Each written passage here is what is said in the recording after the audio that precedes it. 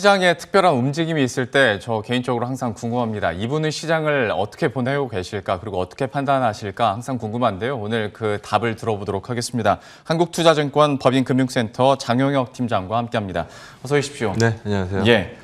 공매도 얘기하기 전에 다른 얘기부터 먼저 쿠셔닝 좀 하고 공매도 얘기하도록 하겠습니다. 지금 시장 상황 그리고 글로벌 시장 상황에 대해서 좀 어떻게 보시는지, 상대적으로 우리 증시가 참 약세다라는 느낌을 많이 받아가긴 하는데 좀 어떻게 해석하고 계십니까? 자고 일어나면 제일 처음에 뭐 하세요? 뉴욕 증시 어떻게 마감됐나? 맞아요. 뉴욕 증시 왜 보죠, 우리가? 연동이 되니까. 네, 미증시 올랐으면 우리 올라가고 미증시 빠지면 우리 빠지는 경우가 많았으니까 우리가 뭐 밤잠을 설쳐가면서 미증시를 보기도 하고, 자고 일어나자마자 뭐 미증시를 보는 거죠. 뭐 간혹 재수 없을 때는 금요일 날 미증시가 많이 빠졌을 경우 주말을 망치는 경우도 있고, 반대의 경우는 아쉽기도 하고. 맞아요. 네. 우리가 그래서 이제 미증시 찾아봅니다. 근데 요즘 미증시하고 우리 국내 시장하고 연동이 안 된다라는 부분에 대해서 많이들 공감하실 거예요. 우리가 5거래일 연속 빠졌어요.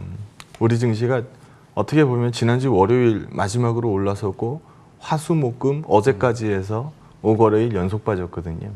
그럼 빠지는 시장에는 다 빠지는 이유를 갖다 붙이기 마련이에요. 그럼 지금 빠지는 이유에 대해서 가장 뭐 설득력 있는 하락 사유가 뭐가 나오고 있어요?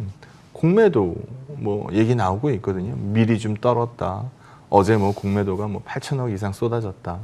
뭐 이런 부분들 얘기가 나옵니다. 공매도 얘기를 안 할 수 없고요. 뭐 공매도 얘기를 하기 전에 우리 공매도랑 별개로 미증시가 미리 빠지고 있었으면은 우리도 뭐 공매도구 나발이 구간에 먼저 빠졌을 거 아닙니까? 근데 지금 큰 흐름에서 보면은 이 미증시는 굉장히 강한 흐름을 지속하고 있거든요. 그 부분, 그러니까 우리가 애초에 봤었던, 자고 일어나서 미증시를 봤었던 가장 근본적 이유, 그러니까 위험자산 선호도의 레벨에 대해서 먼저 체크를 하고 뭐 논란의 여지가 많을 공매도 얘기를 한번 해보도록 하겠습니다. 자료 보시죠. 어느 날 갑자기 파월 의장이 나 내일부터 테이퍼링을 할 겁니다 라고 얘기를 할 리는 없죠. 뭐 연준 의장이면 적어도 전 세계 이 키커런시의 달러의 발권력을 갖고 있는 연준의 의장이 이런 식의 무책임한 발언을 하지는 않겠죠. 그래서 지금 나오고 있는 얘기들 보면 이번에도 이제 FOMC에서 이제 똑같이 얘기를 했는데 뭐 앵무새 같아요. 항상 했던 얘기를 이제 계속 반복적으로 얘기를 해주고 있는데 미묘한 차이가 조금씩 나오거든요.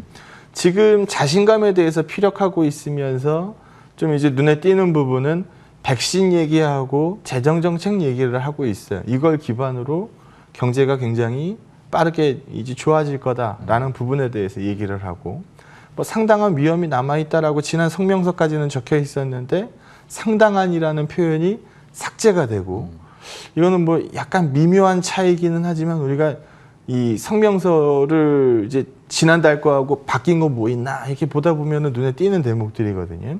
그러면 이제 기자회견장 들어가서는 테이퍼링 뭐 논의할 단계 아니다라고 뭐 일축을 시키고, 물가 상승에 대해서는 계속적으로 일시적인 거다라고 얘기를 하고, 즉 이 물가 상승에 대해서 연준이 대응하지 않겠다라는 거를 명확히 계속 반복적으로 얘기를 해주고 있거든요. 그럼 우리가 이 풍부한 유동성 상황이 어느 날 갑자기 끊어지지 않는다라는 부분에 대해서는 확신을 갖고 있을 만합니다. 그래서 지금 그걸 바탕으로 해서 미국을 보니까 이제 뭐 마스크 벗어 던지는 국가들이 이제 하나씩 나오고 있어요. 참 부러운 모습들인데, 다음 페이지 먼저 하나 볼까요? 미국이 지금 백신 접종률이 50%입니다. 절반이에요. 상대적으로 우리는 좀 많이 아쉽죠. 이렇게 접종률이 올라오고 활동 인구가 올라오고 뭐 완벽한 선순환이거든요. 우리 농담으로 이런 얘기 하잖아요. 야, 좀 쓰고 살아. 야, 뭐 있어야 쓰지. 뭐 이런 얘기 많이 하잖아요. 그러니까 이게 이 고용이 올라와서 뭘 벌기 시작해야 뭘 쓰는 거고, 뭘 써야 찍어낼 거고, 찍어내려면 고용이 또 이 뒷받침이 돼야 되고, 이게 말 그대로 선순환입니다. 근데 미국은 지금 그 그림이 나오고 있는 것 같아요. 그러다 보니까 얘네가 1분기 성장률을 연율 기준으로 6.4% 큽니다. 우리는 미국보다 훨씬 작은 경제 규모인데 원래 규모의 경제이기 때문에 이제 이게 너무 경제 고도 성장이 될수록 성장률은 떨어지기 마련이잖아요. 그렇죠. 네. 우리가 일반적으로 경제 성장률이 높은 국가들 보면은 뭐 베트남이나 뭐 이런 이제 막 신흥국들. 개발을 하고 있는 데들이 이런 성장률이 나오지 네. 이런 성장률이 나오지 않거든요. 근데 미국이 이런 성장률을 만들어냅니다. 그러다 보니까 우리가 큰 그림에서 봤을 때는 야 지금 시장 안 좋을 이유가 뭐가 있어?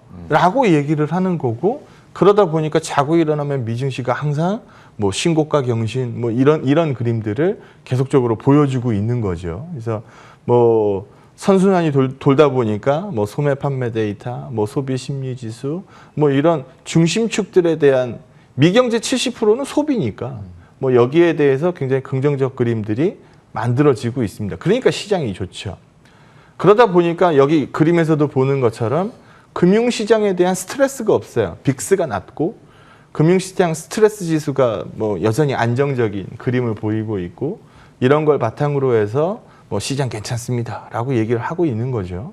그리고 우리 국내 증시의 어닝 같은 경우에도 야 뭐 저렇게 벌었냐, 뭐 저거밖에 못 벌었냐 이렇게 평가하는 것보다 와 지금 이제 뭐 코로나고 뭐 간에 돈들 잘 벌었네라고 얘기하는 기업들이 상대적으로 굉장히 많거든요. 그래서 이런 바탕들이 어찌 됐건 간에 시장에 대해서 중심을 잡아주고 있다. 그러니까 지금 뭐 공매도니까 다 팔고 떠납시다. 뭐 이런 식의 얘기를 할 수 있는 상황은 아닌 것 같다. 그러면 우리가 뭐 예상했던 대로 야 그럼 공매도가 짱돌 던진 거네. 라는 뭐 타이밍이 좀 뭐 기가 막히게 안 좋았네. 라는 식의 얘기들을 부득이하게 좀 할 수 있는 상황 아닌가라고 판단합니다.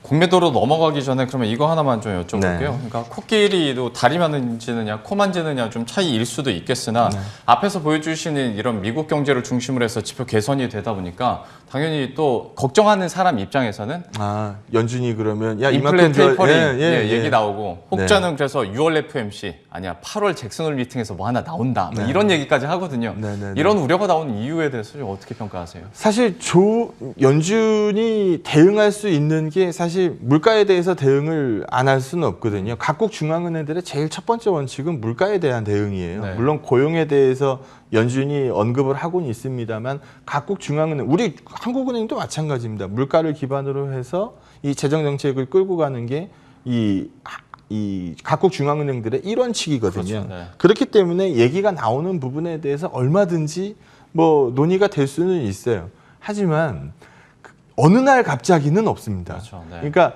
점진적인 테이퍼링을 준비해가는 시기가 분명히 있을 거고 우리가 테이퍼 텐트럼을 한번 경험해본 미국이기 때문에 더더욱이 신중한 접근을 할 거고 만약에 신중한 접근을 준비하고 있는 연준 장 입에서 아니야 난 대응 안 할 거야 난 이건 일시적이라고 생각해 이렇게 계속 나가다가 어느 날 갑자기 야 사실은 일시적이 아니었어 이렇게 나갈 가능성이 상대적으로 적다라고 보는 거죠. 예. 그래서 우려감은 뭐 시장에 대해서 항상 얘기하는 사람들이 있습니다. 그런 부분들을 이해 못하는 건 아니지만 지금 사실 연준을 의심하고 갈 시기는 아니지 않느냐. 어느 날 갑자기 연준의 스탠스가 변하지 않는다라고 보고 있습니다. 참 간밤에도 연준 의장이 재차 말했고 뭐 뉴욕 연은 총재도 얘기를 했는데도 시장이 잘 안 믿는 것 같아서 한번 또 한번 질문을 드려봤고요. 이제 공매도 얘기해 보도록 하겠습니다. 어제 급락 어떻게 보셨어요? 어제 많이 빠진 공매도 나오면서 많이 빠진 그 게시판 주주 게시판 저 가끔 들어가서 보거든요. 저도 봤거든요. 네. 뭐 처참하더라고요. 살벌하더라고요. 뭐 한강 간다. 뭐 이게 뭐냐. 뭐 많던데 어제 하루 동안 공매도 쏟아진 게 8,140억이래요. 이게 지난주에 이제 다음 주면 공매도가 시작됩니다라는 뉴스를 준비했던 지난주에 거래 대금이 한 19조 원 거래소 기준으로 19조 원 정도까지 올라왔거든요. 그러면은 미리 좀 이제 준비를 했었던 거예요. 사실 그 이전보다는 거래 대금이 많이 늘었거든요. 네. 그러다 보니까 야 뭐 다음 주서부터인데 이거 좀 뭐 미리 좀 팔까 뭐 이런 움직임들이 지난주에 분명히 많았다는 겁니다. 네. 근데 상대적으로 어제 8,140억의 공매도가 풀린 어제 거래 대금이 제가 퀴즈 하나 내볼게요. 19조 원보다 많다 적다. 많다? 너무 뉘앙스적으로 답이 딱 정해져 있긴 하지만 더 적게 나왔어요. 어제 총 거래대금은 17조밖에 안 나왔어요. 예. 그러면 공매도 거래대금 빼면 사실 어제는 무슨 현상이 벌어진 거예요? 매수가 줄어버린 거예요. 그렇네요. 네네네. 그러니까 이전보다 지난주보다 매수가 줄면서 시장이 그냥 밀고 내려간 힘이 굉장히 강했다는 겁니다. 그러면 또 하나 퀴즈 내볼게요. 어제 이 공매도 8,140억 정도 되는 금액 중에서 외국인이 많이 팔았을까요? 기관이 많이 팔았을까요? 외국인이 많이. 네, 외국인 어제 뭐 수급표 보면 딱 나오니까. 네네. 그래서 어제 거래소에서 외국인이 7,500억 이상 팔았어요. 공매도만. 그리고 코스닥에서는 뭐 2,100억 이상 팔았어요. 그래서 완벽하게 공매도 끌고 간 상황이고요. 외국인이 주도했다라는 점. 그리고 어디에 제일 공매도가 많이 나갔을 것 같아요? 공매도 하면 딱 생각나는 기업 있잖아요. 셀트리온 그룹. 네, 셀트리온 그룹에 900억 정도 나갔어요. 예. 그리고 뭐 시젠 뭐 이쪽에도 많이 나갔고 신풍제약 뭐 네. 이런 쪽에도 많이 나갔고 화학도 많이 나갔고. 네, 그래서 그랬죠. 뭐 2차 전지 쪽에도 예. 좀 나간 편이고 그래서 어제 종합적으로 보니까 8,140억 중에 외국인이 뭐 거의 다 때려낸 거고 내용으로 보니 바이오 쪽에 좀 많더라. 그러면 우리가 이제까지 공매도의 순기능에 대해서 고려를 안 하잖아요. 사실 공매도는 나쁜 거야라고 이제 딱 점을 찍고 생각을 하다 보니까 이 공매도는 무조건 나쁜 거야의 기준으로 생각을 하거든요. 오늘은 그 부분에 대해서 얘기를 한번 해보겠습니다. 공매도가 무조건 나쁜 거냐? 아니에요. 이게 공매도의 순기능에 대해서 우리가 놓치고 있었던 게 있어요. 이게 종목이 선물이 무지하게 비싸졌어요. 그러면 선물은 어떤 대응을 하면 돼요? 선물은 팔면 돼요. 현물은 무지하게 비싸졌어요. 그러면 보유 주식을 땡큐하고 팔면 되죠. 네. 근데 내가 보유하고 있지 않다. 그러면 대응 방법은 없어요. 공매도를 막아버리게 되면 그냥 비싼 상태로 계속 유지될 수밖에 없어요. 왜냐하면 이 주식을 들고 있는 쪽에서 매도를 찍지 않는 이상 밀리지 않거든요. 그래서 이게 공매도를 그동안 막아놓은 기간 동안에 선물이 상대적으로 계속 저평가를 찍을 수밖에 없었어요. 네. 그러니까 뭐 시장에 대응할 수 있는 매도 카드가 선물밖에 없으니까. 그러면 우리 경제 논리에 입각해서 한번 생각해 보죠. 경제가 뭐예요? 싸게 사서 비싸게 파는 기본 원칙이잖아요. 네. 그러면 싼 걸 사야죠. 그럼 선물이 저평가돼 있어요. 그럼 뭘 사요? 선물을 사요. 그럼 선물을 사고 상대적으로 고평가되어 있는 현물을 팔고 바스켓을 팔겠죠. 이게 뭐예요? 이게 매도 차익 거래란 말이에요. 계속 매도 차익 거래가 나왔었어요, 그동안. 근데 이제 선물이 정상화되기 시작한다? 그러면은 이제 선물의 저평가 정도가 해소되는 거고, 그럼 매도 차익 거래 정도가 떨어질 거고, 어느 날 선물이 고평가되기 시작한다? 그 다음서부터는 고평가된 선물을 팔고 저평가된 현물을 사는 매수 차익 거래의 기회를 만들 수 있다는 겁니다. 우리 매수 차익 거래 못 본 지 꽤 됐거든요. 그래서 이런 식의 그림들을 볼 수 있기 때문에, 물론 어제 공매도에 신나게 쳐맞은 이상 공매도에 순기능이 있습니다라는 게 안 와닿겠지만, 네. 뭐 이런 부분도 있습니다라는 부분에 대해서 말씀을 드리는 거고, 여기 한번 보시면 원래 공매도는 K200에 그러니까 뭐 곧 공매도가 안 됩니다라는 얘기 들리기 전까지 그냥 기본 레벨을 한번 보면 60% 이상은 그 거래소 공매도의 K200이 차지하고 있어요. 지금 공매도가 이제 그 부분적으로 풀렸잖아요. K200하고 코스닥 150에 풀렸거든요. 그래서 코스닥 150도 한 30, 40% 레벨 정도 돼요. 그래서 한 절반 정도의 공매도가 열렸다라고 보시는 게 맞을 것 같아요. 예. 뭐 지금 절반 수준의 공매도가 열린 거고, 다음 페이지에서 한번 보게 되면 지금 여기서 보시는 것처럼 대차 잔고를 많이들 얘기를 하죠. 네. 네. 우리가 공매도는 딱 두 가지를 하지 말라고 얘기를 해요. 첫 번째는 네이키드 숏입니다. 그러니까 무차익 공매도 하지 마라. 네가 공매도를 때리고 싶으면 대차를 빌려서 확보한 다음에 때려라라고 규정을 하고 있고, 예. 또 하나 막고 있는 건 업팅 룰이에요. 내가 최우선 매도가에 호가를 낼 수 있지 매수 호가에 그냥 그대로 쭈르륵 밀고는 못 내려가는 거거든요. 그래서 우리가 가만 호가창 보시면은 공매도 세게 나오는 종목들은 최우선 매도 호가에 꽝 달려요. 매도가. 그 다음에 누가 밑으로 후두둑 떨겠죠. 네. 그러면은 요 꽝 달려 있는 이 최우선 매도 호가에 걸려 있던 큰 폭의 매도 수량이 밑으로 정정되면서 쭉쭉쭉 밀고 내려가는 거 보신 적 있을 거예요. 이게 업핑률 때문에 공매도가 그렇게 나오는 거거든요. 네. 그래서 공매도의 사전 작업은 이 대차장고입니다. 근데 지금 여기서 보시는 것처럼 K200의 대차 규모도 최근에 좀 컸고 코스닥 150은 뭐 더 빠른 속도로 늘었으니까 대차만 놓고 봤을 때는 사실 공매도가 곧 뭐 어마무시하게 쏟아질 겁니다를 상당 부분 예고하고 있었거든요. 그리고 저 성격 보면 바이오랑 반도체에 집중이 맞아요. 많이 돼 있었어요. 네, 맞아요. 그래서 어제 또 반도체 같은 경우에는 하이닉스가 주도해서 뛰었잖아요. 네. 지금 디램 저희 지난주 방송에서도 분명히 반도체 부분에 대해서 기회가 옵니다라는 네. 부분 말씀을 드렸었는데 예상했던 대로 고점 거래가가 급등을 튀었습니다. 그러다 보니까 어제 대형주 거래하셨던 분들은 손실이 안 났고 어제 중소형주 거래하셨던 분들은 손실이 굉장히 많이 난 하루였거든요. 그래서 지금 여기서 보는 것처럼 대차가 이미 늘었고 신용잔고 부담이 안고 있는 상황이었기 때문에 사실 공매도 충격에서 자유로울 수는 없어요. 어제 8천억 이상 쏟아졌으니까 안 빠질 수는 없었다는 얘기예요. 하지만 여기서 보는 것처럼 예탁금이 과거 레벨하고 같이 보긴 어려워요. 분명히 과거 레벨 대비해서 예탁금의 규모가 굉장히 많이 컸어요. 네. 그러면 공매도가 뭐 1년간 잠겨 있다가 풀렸으니까 사실 뭐 당장 뭐 아무 일 없이 돌아갈 겁니다라는 말씀을 못 드리는 것뿐이지 충격을 흡수할 수 있는 배경은 만들어진 거 아니냐.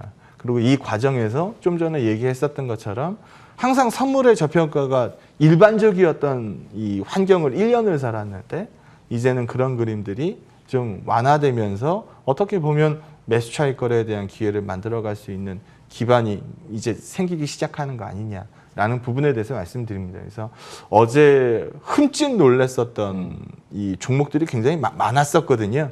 최근에 대차가 많이 늘었다더라라는 이 종목들에 대해서 너무도 친절하게 경제지에서 종목까지 딱딱딱 찍어가지고 네. 뭐뭐뭐뭐 대차가 많이 늘었어요라고 얘기가 나오다 보니까 어제 이제 그런 류의 컨셉들이 많이 빠졌던 것 같아요. 그래서 이런 류의 종목들이 빠지는 거는 뭐 불가피하겠습니다만 시장을 꺾어내릴 정도의 이 파급력을 갖고 있지는 않다라고 판단하고 있으니까요.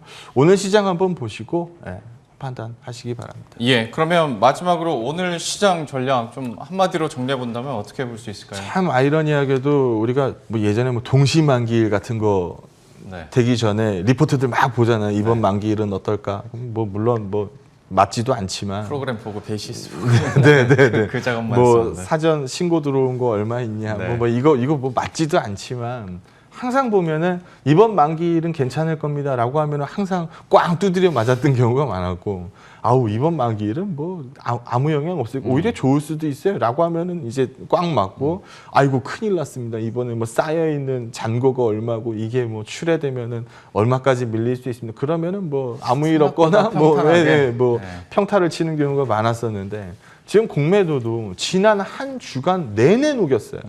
지난 한 주간 내내 녹였고 어제 첫 탈을 맞아보니까 아이고 이게 아픈 거구나 라는 거를 이제 알았단 말이죠. 그럼 오늘부터는 심리가 굳어요. 심리가 굳은 자리에서 반등은 만들어지기 마련입니다. 항상 아이러니하게도 모든 주식은 언제 오른다? 내가 판 다음부터 오른다. 그래서 네. 이런 부분들을 가만히 놓고 생각해 보면 어제까지 상당 부분의 공매도에 대한 이 두려움이나 뭐 첫 타나 뭐 이런 부분들을 뭐 상당 부분 녹이지 않았을까 여기에 대해서 뭐 계속 얼어서 갈 필요는 없지 않을까라고 판단합니다. 물론 이렇다고 해서 갑자기 막 V자 반등이 엄청나게 나오는 건 그런 아니겠지만 그림은 아니겠지만 그래도 네. 희망 섞이게 오늘 내일 내일은 아니죠. 오늘과 내일 모레 시초가가 좀 궁금해지긴 합니다. 전반적인 시장 분석들 해봤고요. 여기에 대한 대응 전략 스탠스까지 살펴봤습니다. 한국투자증권 법인금융센터 장용혁 팀장과 함께했습니다. 오늘 말씀 고맙습니다. 네, 고맙습니다.